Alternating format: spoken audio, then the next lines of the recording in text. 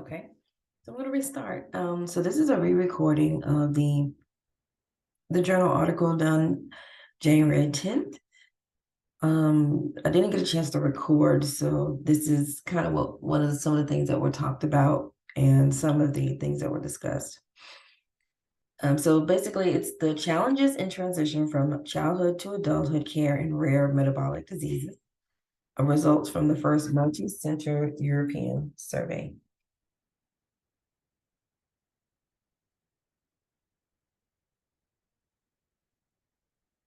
And so an overview. What can we learn by surveying physicians in the UK regarding IMD patients transitioning into adulthood? And what are metaburn and SSIEM? The goal of this presentation is to produce new ideas and continue the conversation into improving the transition of the patients in MNT for P.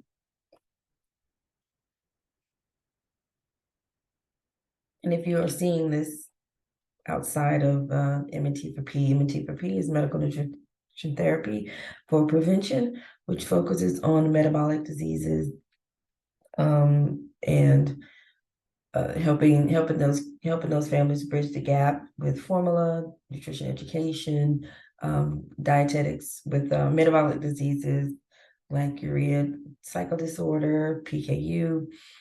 So that is the kind of the goal of MET for P. It does way much more.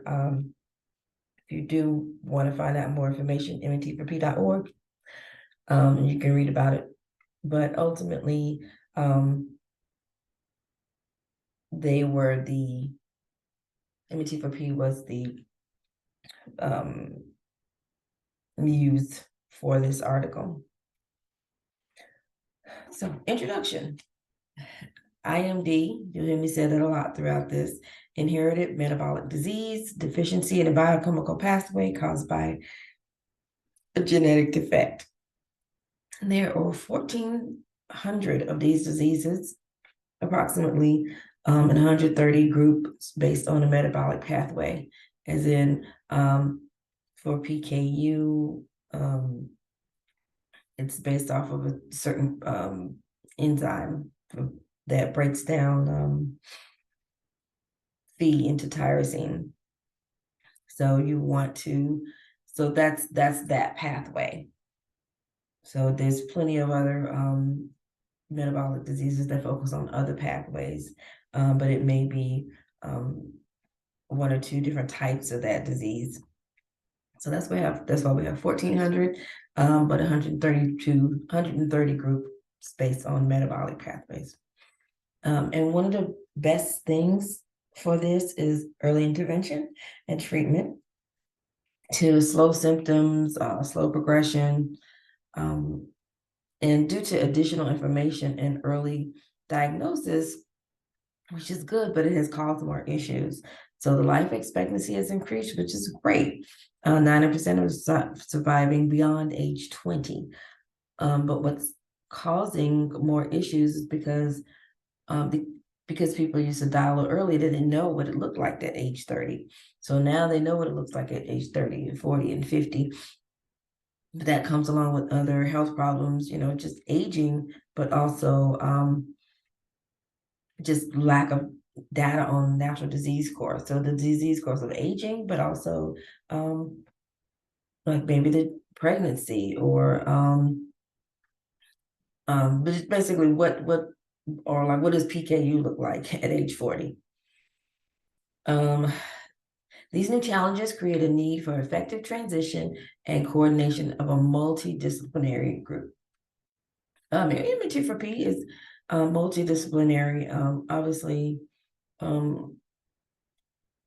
there's a few other things that could help facilitate transition with the metabolic patients, because they have RDs and dietetics and doctors.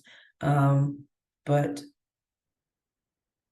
when you're trying to go from metabolic pediatrician to metabolic adult physician, you need all these. You need an adult physician, you need a nurse, you need a coordinator. And we'll talk more about what a coordinator is. Metabolic dietitian, MNT for P has that, and self-specialist. So if that particular disease affects the brain, you might need a neurologist, or if it affects the kidneys, you might need a nephrologist. So it just all depends on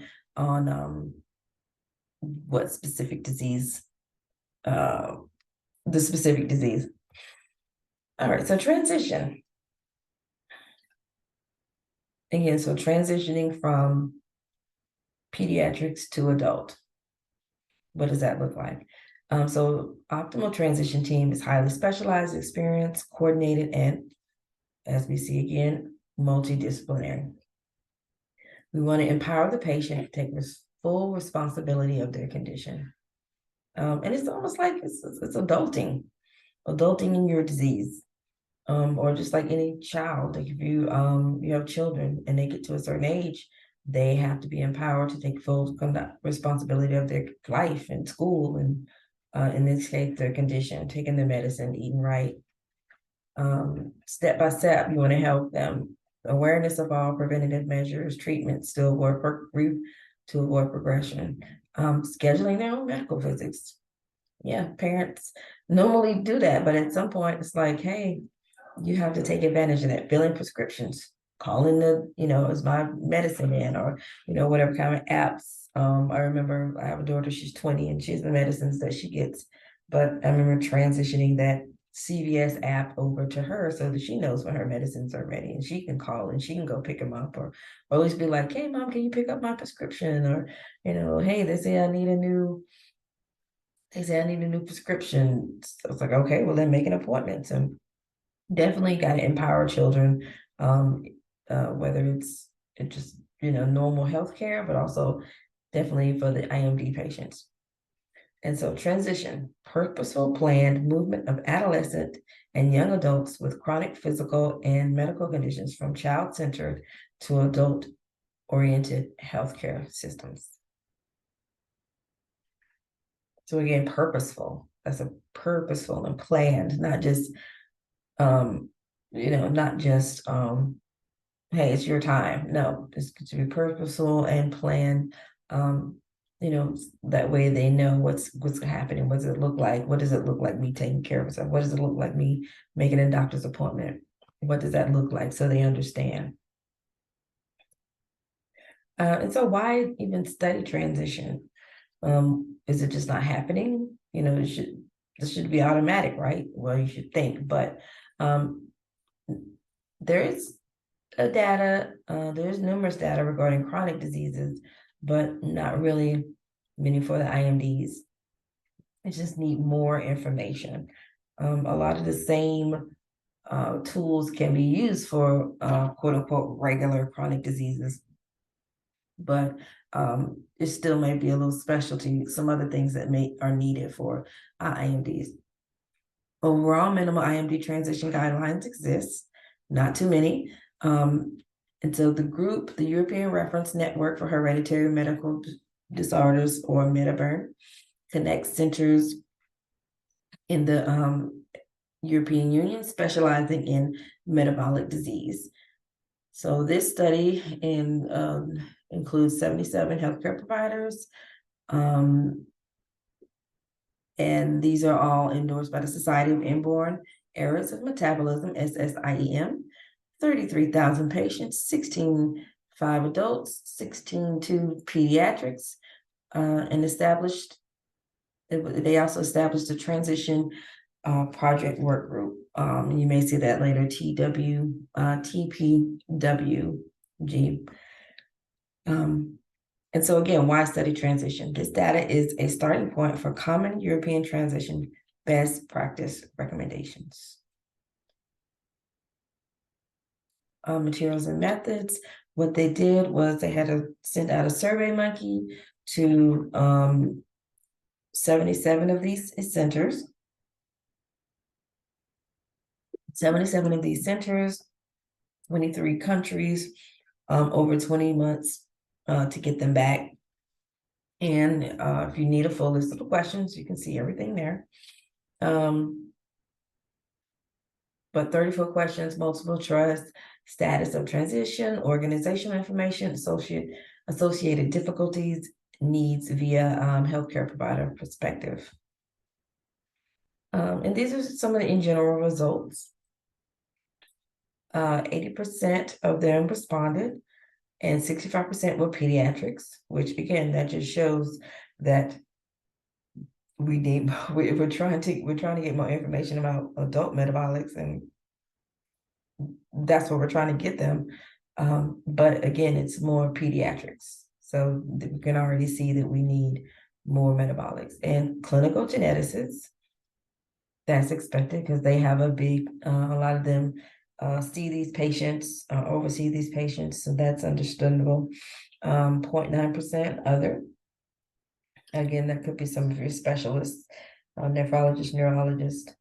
And of the centers, adults, 6.4%, pediatrics. So of the centers, so there's one center that is exclusively for adults. So 6.4% of these people questioned was an adult-only center. Pediatrics only, 9.5% only, and then 84.1 both. 30.7% adult team available to all metabolic conditions. So again, it's still, it's kind of hit or miss. But the results of it was like, why is there not an adult team? You know, that would make sense. Hey, you know, we have a pediatric doctor. Well, okay, well, when do you switch over to the adult doctor? Or why is there not a route to this transition? So as you see, no interest in the metabolic field. So some people don't even wanna, they're just like, yeah, I'm good. No existing position. There's not even an option for that in some of these centers. Lack of specialty adult training in the country, or depending on where they were from. Probably maybe a little bit more in Great Britain or France. Some of the other countries may not have that. Preference of patient family to be followed by their pediatric team. That's who they've known. That's who they're used to. That's what I want to stick to. Lack of financial support. You know, money. That's always that's a big thing. Just like M&T for P is a nonprofit. So it's gotta have some grants and get, you know, and get grant money and donations and things like that. So fundraising can be an issue because the more money you get, the more people you can reach, and the more people you can have to help in this transition, or not in the transition, but the more people you can have on your team. Lack of reimbursement for adult complex metabolic patients. Yeah, that's it's a battle. It's a battle getting things reimbursed by the insurance company. Lack of adult physicians willing to be involved. Again, it just kind of goes back to the non-interested. And 14.6 or 53% other reasons. So it's just lots of kicking the can down the road, seems like. So the centers with transition programs, it seems like transition is beginning. 52% is starting at 18, 19% starting at 16, 3.2% starting at 20, and 25% starting between age 10 to 14. Which as I looked, I was like, oh yeah, 18, that's good, taking 16. But when I really started looking into this article and looking into transition, it's actually a little bit better in these 10 to 14 ranges. Not that you're handing over the reins, but it's getting them to understand their disease or understand what's important, you know, what medicines they're, you know, just who their insurance company is, little things like that. The transition should definitely be started early. And not handing over the reins, but getting them prepared, because technically this child would be 18 in 8 years, and this will be 18 in 4 years. 4 years comes and goes. And so complete transition, we have 57.1 over 18, 21.4 between 16 and 18, 10 to 4, not 10% of them weren't even started, and 10.7 was other. Other is kind of like, just not interested, or in progress. And so we have 87% of those involved in the transition process discussed with patient and parent. 87% of those involved in the transition process discussed it with patient and parents and patients, excuse me. So, I mean, it just sounds like being open. There just needs to be, there has to be a discussion. Medical specialties involved in adult care of IMD patients, internists, geneticists, cardiologists, others, and then specialists in the majority of the adult clinics, neurologists, nephrologists, and nutritionists. Which at IMD for P definitely have the nutritionists, metabolic RDs that see and talk to a good amount of the patients, often, and follow them to make sure they're eating properly. So I definitely support that.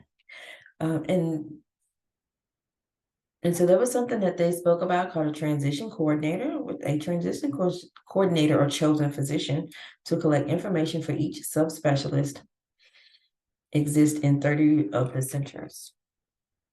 So transition coordinator, this person basically is the orchestrator of the transition, and it's a very important role to connect. 48% written individual protocol, 20% standardized. 70% have a medical summary or letter shared by the pediatrician. Basically, hey, this is a letter that tells about medications, doses, comorbidities, summary, emergency regimen, most recent blood results, so that a new doctor knows what's going on. But it would be helpful if, again, there's more of a transition to not just a quote unquote regular doctor, but to a metabolic physician that understands all the things that comes along with the diseases the child has. And that's because, and so 39% of doctors receive the appropriate training. So that's what I'm saying, if they have the appropriate training, they're going to understand what this summary letter means. Not to say that doctors don't understand, but they're more familiar with. Others gain knowledge mainly through courses and internships, just like Dr. Singh does an echo and has doctors and nurse practitioners and people that are involved in metabolics to go through case studies, and they learn a lot. They already specialize, but they've learned a lot, and it's very eye-opening. And when you're sharing with other doctors and nurses and nutritionists about what they do, it's just a great way to learn. So I definitely give them kudos, IMD for B, kudos on that. So I did a question portion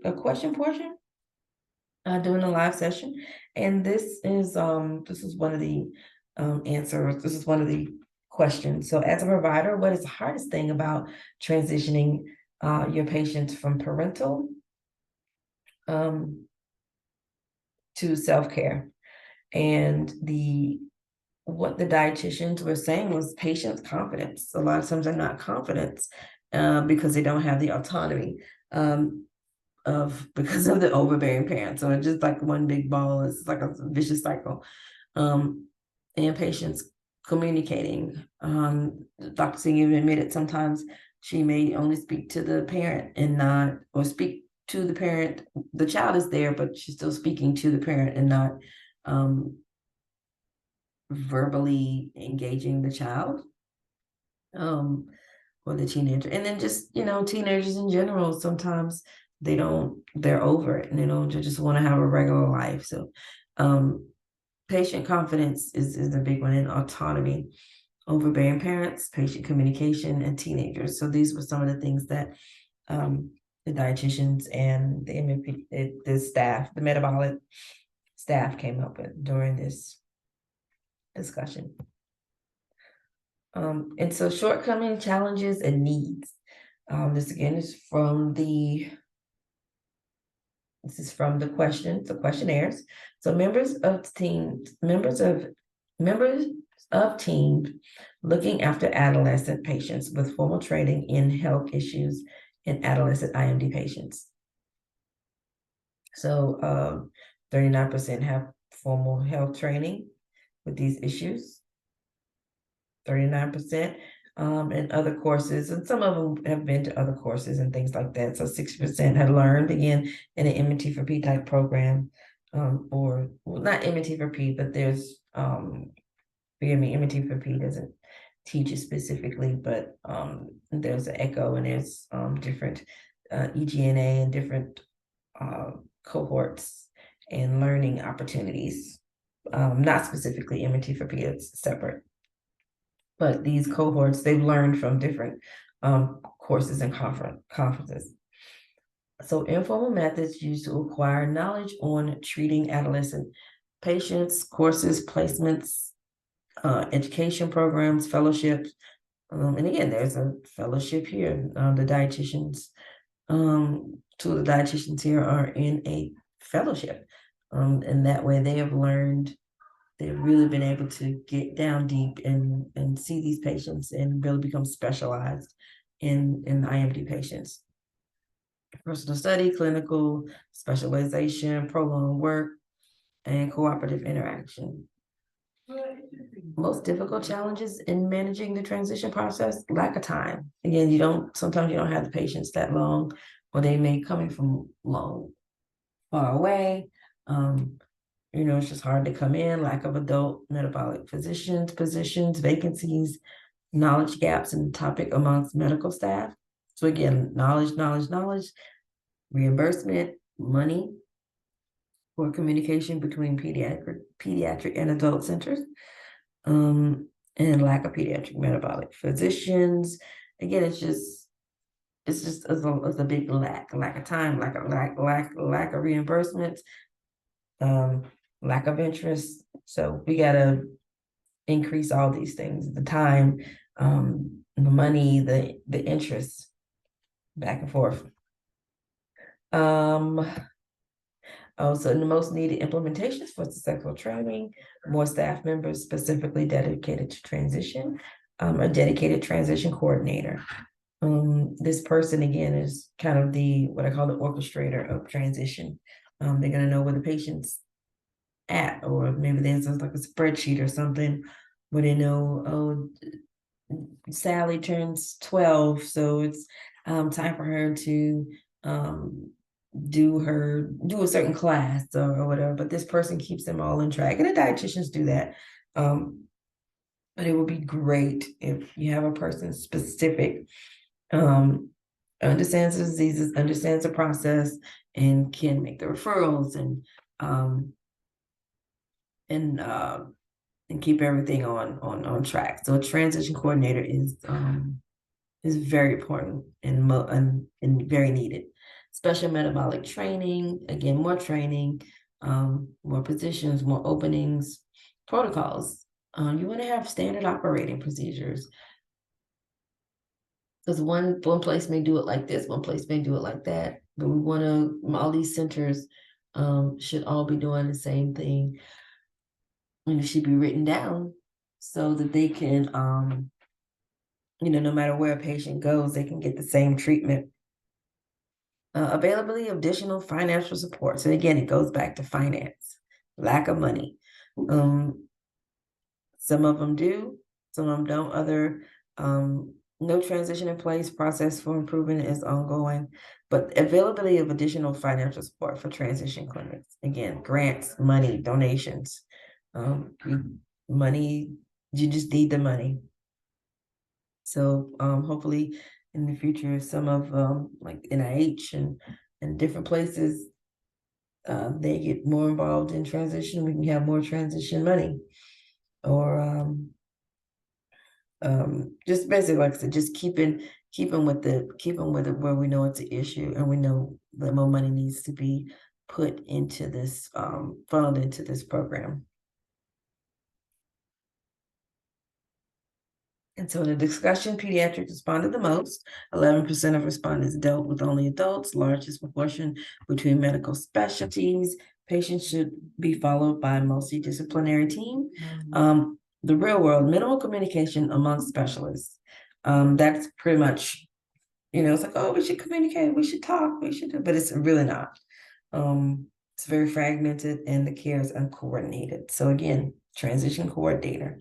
Transition coordinator could be a key to more efficient transition. Scheduling meetings, collects and updates data, ensure appropriate specialists are involved. And just in general, there's lots of not every, but a lot of places have a certain coordinator. I'm a coordinator for this. Coordination is important.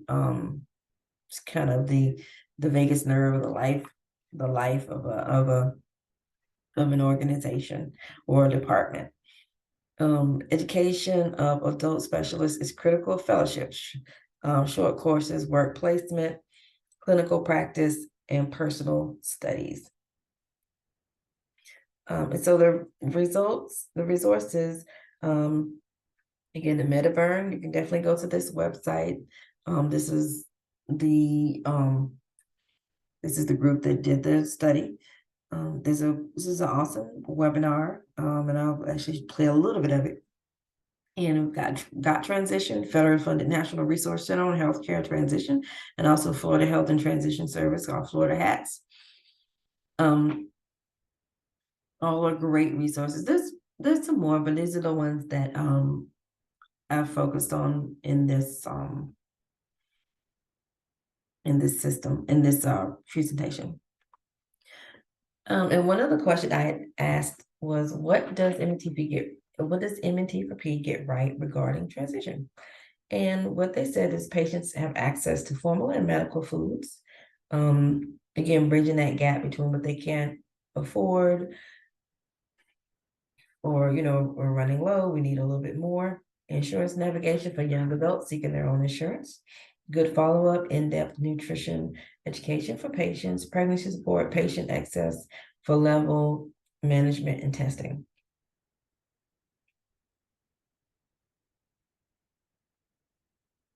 And this is from transition.org. And it's the GOT transition, 6 core elements, approach, and timeline for youth transition from pediatric to adult. So as you can see, what it was saying, it's policy and guides develop, discuss, and share transition and care policy. So see, it's starting around age 12 all the way up to complete between 18 and 23. So there's a range. Tracking and monitoring between 14 and 18. Readiness, like, how is this? What is this looking like? Are you doing good? What are the needs between 14 and 18? Planning, develop a plan. 14 to 18. Transfer care, 18 to 21. How's this going for you? Are you making your appointments? Are you taking your medicine? Transition complete. So we want to have them transition between 18 to 23. So once they're, in their mid-20s, they're doing more of their own self-care. And this was just another way that was pulled. Got Transition was actually on the Florida HATS website as well. And it's just a different way of looking at it. Same thing, different look. One thing I really liked about the Got Transition website, they had a quiz. They have one for a caregiver, they have one for the person transitioning. So this one is the one for the child. So it's like, are you prepared for a health emergency? You can ask your patients this, because I didn't even think about it, like just for my child, who's 20. And I was like, does she know these things? So it made me even think. So if she doesn't have any real issues, but health issues. But when you start having these health issues, this person that's dealing with these health issues, do they know these things for when their parents aren't available?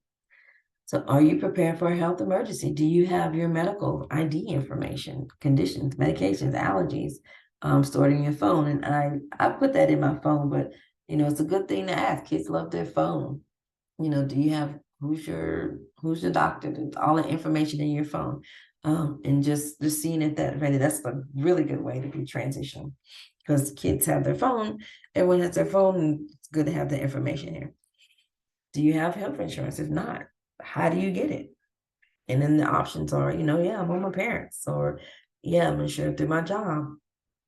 Insurance, I'm young and healthy, nothing's gonna happen to me. All these are definite options. Do you know what healthcare privacy changes at 18? I didn't even realize it. I mean, it's common sense, it does, but it's like, what does that look like?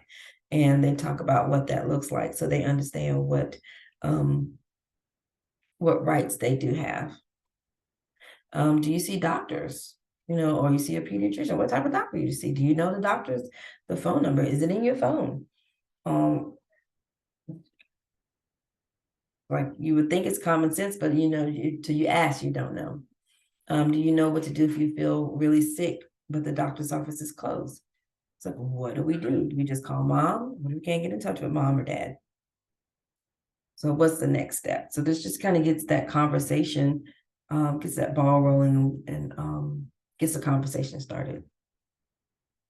And this is also, again, with Got Transition, transitioning, this is a little more in depth, transitioning young adult to healthcare, transitioning youth, to an adult healthcare clinician, transitioning to an adult approach of healthcare without changing clinicians, integrating young adults into adult healthcare. So again, it's just kind of a little bit more in depth about what that looks like.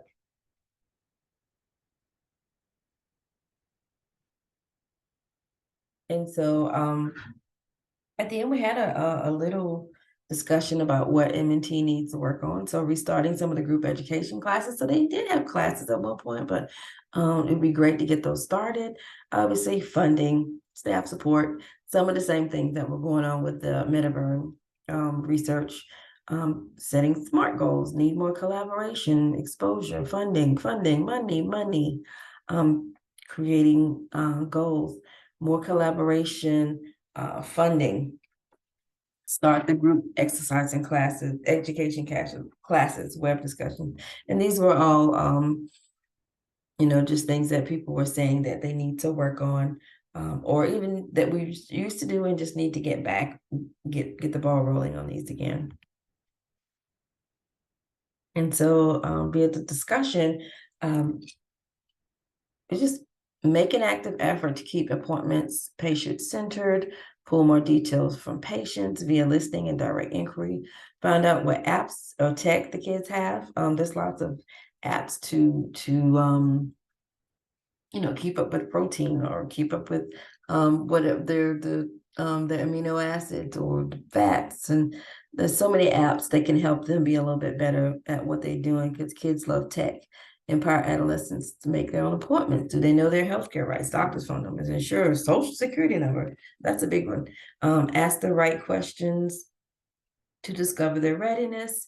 Again, they can take those quizzes. And there's a really good webinar, and I'm gonna just show a little bit of it. It's very interesting.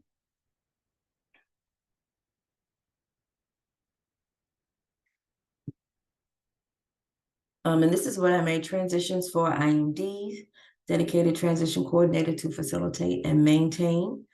Pediatric and adult physicians specialty trained in IMDs, specific transition protocols, policies, a special clinic or space dedicated to transition, multidisciplinary team, registered dietitians, psychologists, social workers. It just really, really, it just needs to be a big group, of people, multidisciplinary team. And I didn't even think about psychologists, because there's so many different things that go along with it. And what I was saying is that some of the articles that I was reading talked about depression and just other issues that may come that you may not think about that are just not, they're medical, they're mental. So it just, for the best thing for these patients is definitely going to be something multidisciplinary and just the hits from all different directions.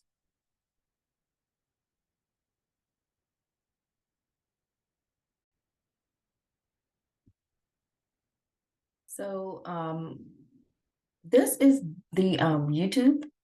There's a link, like I said, there's a link in the there's a link in there for a MetaBurn YouTube webinar. And this one talks about transition. And so this one is a transition for a 25-year-old with OTC. And I just wanted to kind of, and with something I've been learning, I know a lot of you are metabolic professionals and you probably knew all this stuff, but I learned a lot. But I still want to kind of go through what they talked about as far as their case. So let me run through this really quickly. This is this third case example to illustrate many of the issues we have. This is a lady who's currently in her early 20s. She was diagnosed with a urea cycle defect, ornithine amylase deficiency, age 14. She was now this X-linked urea cycle disorder and has a lifelong risk of hyperammonemia, intellectual and physical impairment, coma, and indeed death if not treated appropriately. She has a very complex medical history. So, aged 5 years, she required a gastroscopy in order that her medications could be given. She wasn't taking them by mouth. Age 11 years, she sadly also developed type 1 diabetes alongside her OTC deficiency. Age 12 years, her pubertal development started. At age 14 years, she had her first ITU admission with hyperammonemia associated with menarche. Over the next 3 years, she had multiple ITU hospital admissions with hyperammonemia. Some of these were associated with her menstrual cycle, but others were not. And in retrospect, she was very intermittent with her medications. So the challenges with this young adult or adolescent were she was on multiple medications. So she was on high-dose treatment both for OTC deficiency and also treatment for her type 1 diabetes. She was trying to manage in her teenage years 2 restrictive medical diets, a low-protein diet for her OTC deficiency and an altered carbohydrate diet for her diabetes management. She had quite significant issues with body image. She gained weight when insulin was started, and she really did not like having the gastroscopy in place that was put in when she was 5 years of age. She was quite often unwell because of the multiple admissions to ITU and those taking longer to control due to trying to balance out treatments for her diabetes and her hyperammonemia. She missed a lot of schooling, which made her education difficult. Again, these multiple admissions were very concerning and she had very anxious parents and she absolutely hated, as she said, being constantly told what to do. So around this time, around the age of 15, 16 years, a discussion began about transition to adult services. At the time, her mother said she didn't even want to talk about it. As far as she was concerned, the pediatric team had made the diagnosis. The pediatric team had kept her daughter alive. The pediatric team knew her daughter very well. And there was absolutely no reason to transfer to a group of strangers. But as Andrew has mentioned, in the UK, that is not a possibility. You cannot stay in pediatric services beyond the age of 18 years. At that time, we didn't have any formal transition service. There was no transition clinic or any other service.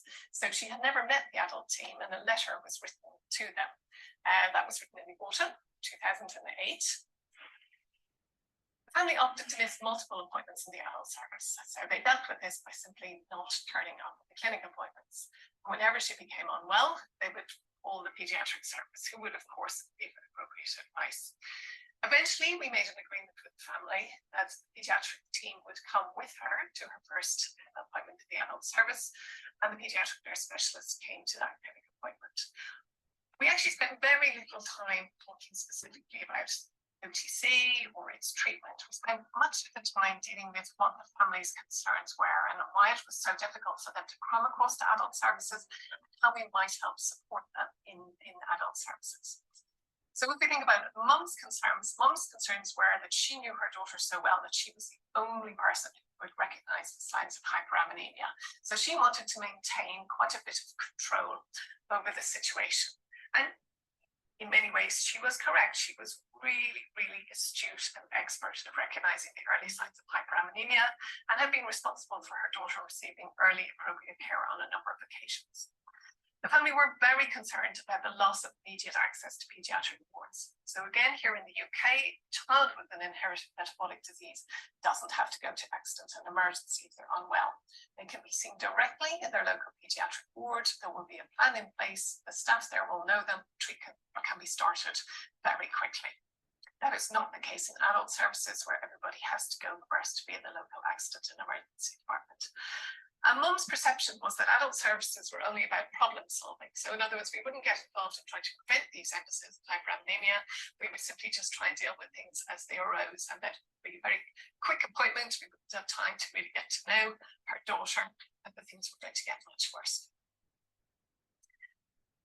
Both patient and mum had concerns that she was continuing to have hyperammonemia around the time of ovulation and prior to periods, and also that she had an incredibly restricted diet. The only way they had found to deal with the combination of the risk of the effects of diabetes was to less eat the same thing. The patient has some very specific concerns.